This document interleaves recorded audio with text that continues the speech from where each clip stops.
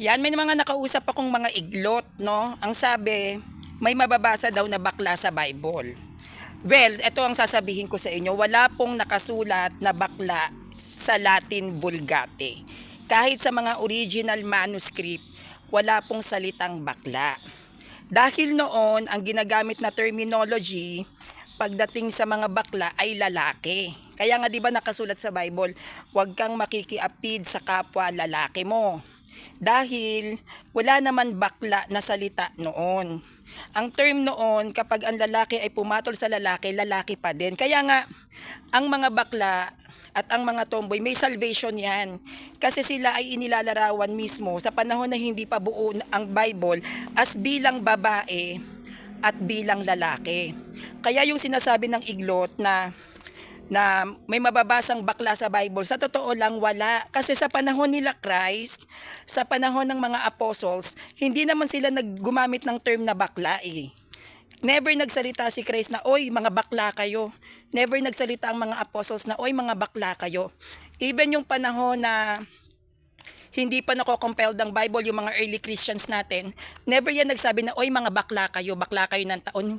Wala pong binabanggit na bakla sa Bible. Ang term sa mga bakla noon, sila yung mga lalaking nakikiapid sa kapwa lalaki.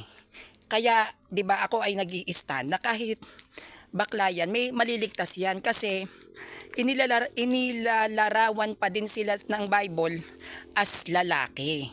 Kahit ang mga tomboy may kaligtasan yan.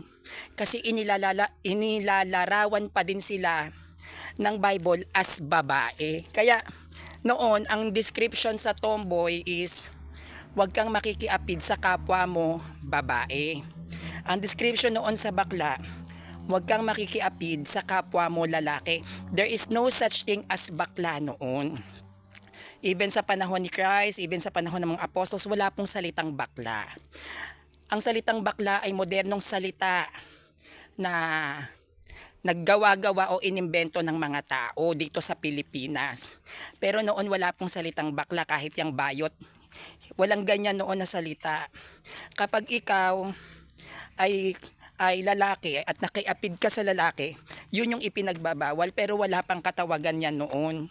Ang tawag lang sa kanila, yan yung mga nakikiapid sa mga kapwa nila lalaki. Wala silang label noon.